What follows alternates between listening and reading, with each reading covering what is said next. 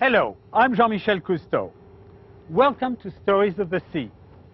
Perhaps the greatest fear for any seafarer is to be on a sinking vessel in a stormy seas, hundreds of miles from land. Fortunately, within minutes of receiving a distress call, the United States Coast Guard can launch a rescue effort. The world leader in search and rescue, the Coast Guard, uses teamwork and training to save thousands of lives each year. In addition to search and rescue, the Coast Guard performs a number of missions, including navigational aids, law enforcement, and environmental protection. Please join us as we follow the men and women of the Coast Guard as they respond to a variety of crises, using technology and heroics to perform their job as guardians of the sea. The U.S. Coast Guard is the smallest of the United States Armed Services. Its responsibilities include a wide variety of missions and maritime activities with a focus on quick response when the need arises. The Coast Guard is made up of a complex mix of people, aircraft, boats, and shore stations that serve the public in many ways. The Coast Guard's four main missions are maritime law enforcement, search and rescue, environmental protection, and national security. A diverse, multi-missioned organization, the Coast Guard is semper paratus, or always ready, to guard America's interests on land, on the sea, and in the air. Just as its missions are diverse, so are the types and locations of its units, both afloat and ashore. The Coast Guard operates ships, boats, helicopters, fixed-wing aircraft, tugs, and polar icebreakers. Fixed-wing aircraft operate from larger air stations, while helicopters can operate from either air stations or cutter flight decks. The Coast Guard is responsible for all navigable waterways of the United States. But despite its name, it is a global service, operating in the Arctic and Antarctic, from the shores of the Pacific, Atlantic, and Caribbean, patrolling millions of miles of water to keep them free of drug smugglers, illegal immigrants, and law-breaking fishing vessels. In a single day, the Coast Guard seizes hundreds of pounds of marijuana and cocaine, responds to 35 oil and hazardous chemical spills, and assists an average of 330 people while saving 15 lives. The history of the Coast Guard is diverse. It began in 1716, when lighthouse keepers and local authorities formed small groups to aid in rescues of shipwreck victims. Later, in July of 1789, another branch of the Coast Guard emerged. At that time, the United States government was only a few months old and in dire need of new revenue. Secretary of Treasury Alexander Hamilton proposed to Congress that a system of revenue cutters help collect tariffs and ensure that all cargo ships entering the states paid their fair share of duties on imported goods. The federal government agreed and also recognized the need to protect the coastline. The first ships of the new revenue cutter service took to the sea in 1791. Its mission was to help thwart smugglers and defend the coasts against pirates and slave traders. From this small fleet of 10 small cutters, the Coast Guard has evolved over the years to become the 12th largest navy in the world, with the 7th largest naval air force. In the years following the Revolutionary War, privateers and man-of-war belonging to England and France frequently attacked American ships. At first, the United States, lacking a navy, could do little about it. But in 1797, with the addition of new and larger cutters, President John Adams deployed the revenue cutters to full combat duty. In the years to follow, the Coast Guard played a part defending the seacoast during conflict with Britain in 1812 and had a role in the Mexican War. In 1858, the Revenue Service commissioned its first steam cutter, the Harriet Lane. In 1861, she received orders to sail to Charleston Harbor and Fort Sumter. While Confederate troops bombarded the fort, the southern steamer Nashville tried to enter the harbor. Captain John Faunce of the Harriet Lane fired a shot across the Nashville's bow, which had the desired effect. It was the first shot fired from a ship in the Civil War. Today, the organization we call the Coast Guard is actually a combination of different agencies. The Life-Saving Service was launched in 1848, the Steamboat Inspection Service in 1838, and the Bureau of Navigation in 1884. These organizations sailed independently for many years. In 1915, President Wilson combined the Life-Saving Service, the Revenue Cutter Service, and these other organizations and merged them into a single service called the Coast Guard. The Coast Guard's dual missions of saving lives and protecting the coast would come to characterize the service for years to come. 3 years later, Europe was at war, and German U-boats stalked the Atlantic, sinking any American ships headed for England.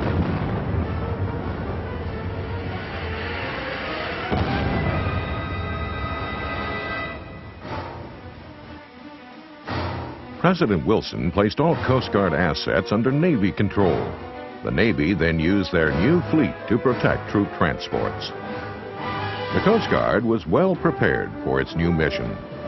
Since the sinking of the Titanic in 1912, the Coast Guard had patrolled the North Atlantic on iceberg duty.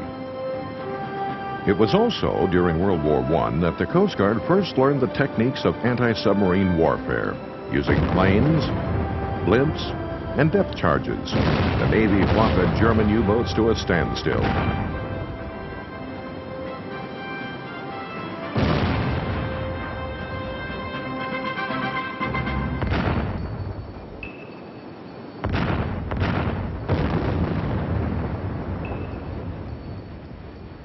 During the war, the Coast Guard, in their primary role as lifesavers, boarded many torpedoed ships in an effort to save them.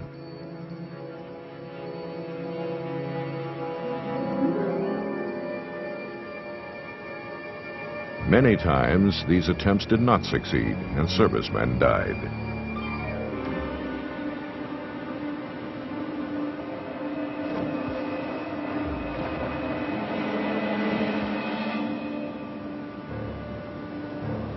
After the war, the Coast Guard was given the job of enforcing prohibition. The cutters were now asked to intercept speedboats with cases of whiskey coming into shore from off the coast. In 1924, when faced with the impossibility of maintaining enough surface patrols to stop the growing number of rum runners, the Coast Guard borrowed a seaplane from the Navy.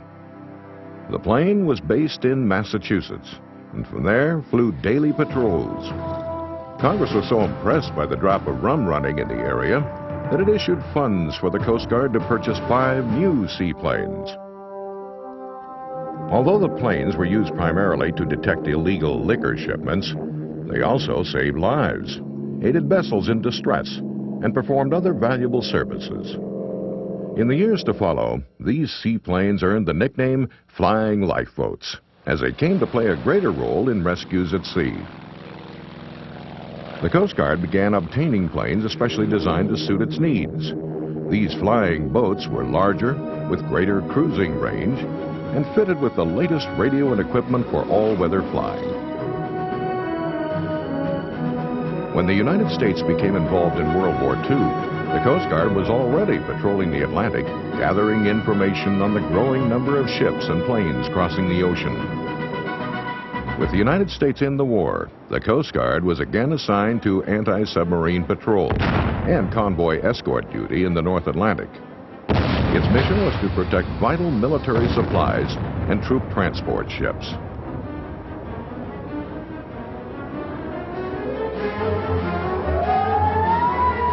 The majority of Coast Guard men were reassigned to serve on destroyers, cutters, and frigates. These escort ships protected the cargo transports from German U-boats on their dangerous journey across the Atlantic. In the Battle of the Atlantic, sonar, aircraft, depth charges, and 4-inch guns were used to hunt down the German submarines. The Coast Guard scout planes were used extensively for anti-submarine patrols during the early days of the war. On patrol in the North Atlantic, These planes circled high over the convoys on the lookout for German U-boats. The Navy also used lighter-than-air craft for scouting and coordinating rescue attempts. Escort vessels dropped depth charges when echo-ranging equipment or a telltale periscope revealed the presence of a submarine. At first, the escort vessels attacked the submarines individually. Many times, the attacking surface ship would lose contact of the sub by overshooting its location. It would then have to come back around and try to make contact again. The escort ships developed a buddy system in which one vessel stood off and made continual depth soundings of the sub's location, tracing its path, following its every turn. This allowed for a second ship to attack the submarine as many times as it took to destroy it.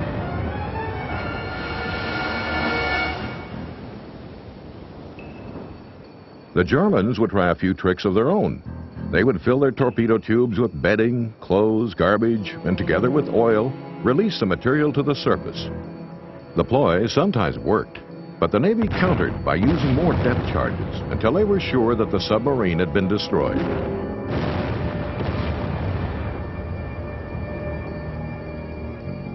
The Coast Guard's patrols and escort vessels are credited with helping win the Battle of the Atlantic against the German submarine wolf packs. During the war, the Coast Guard was responsible for sinking 11 submarines and the rescue of more than 4,000 survivors of torpedoed ships. The Coast Guard was also involved in all the major amphibious operations of the war. In Europe, they carried invasion forces to North Africa, Sicily, Italy, and Normandy. Few people know that it was Coast Guard men who operated the landing barges that shuttled men and supplies from transport ships to the beaches of the Pacific Islands, from the Solomon to Okinawa, and the doorstep to Japan.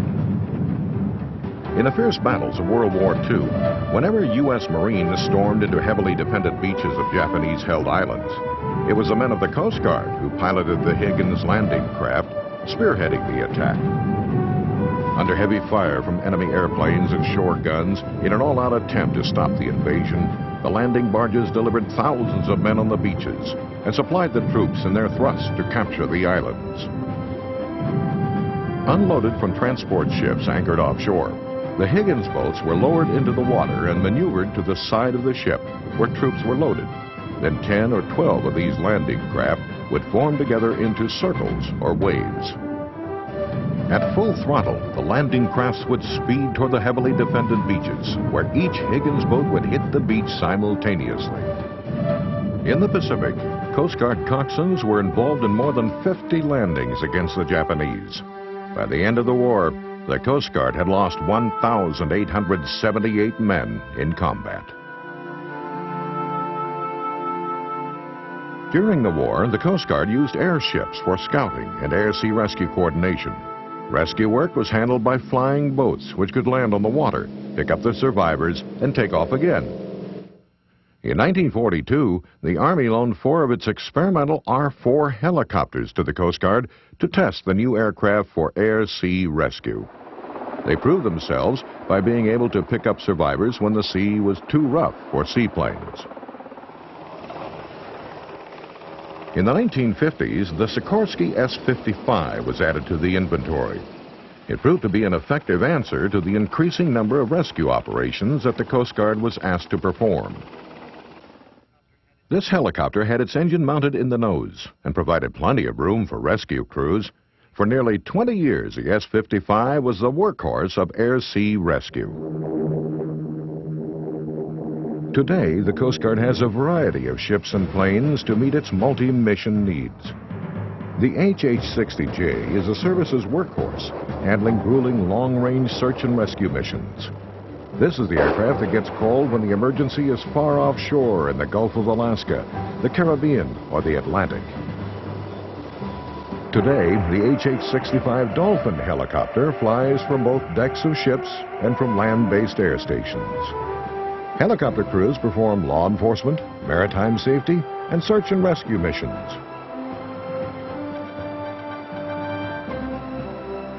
The helicopter crews routinely train with it on the water to ensure rescue and medevac missions go smoothly.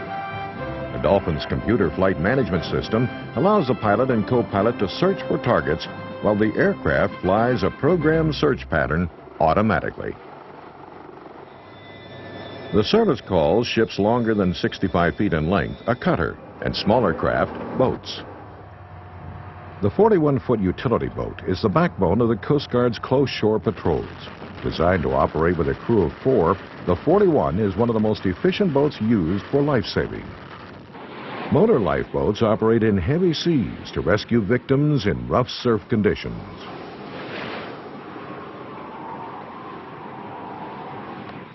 Linking to the past are the 378-foot high-endurance cutters. These ships are primarily the law enforcement ships of the Coast Guard.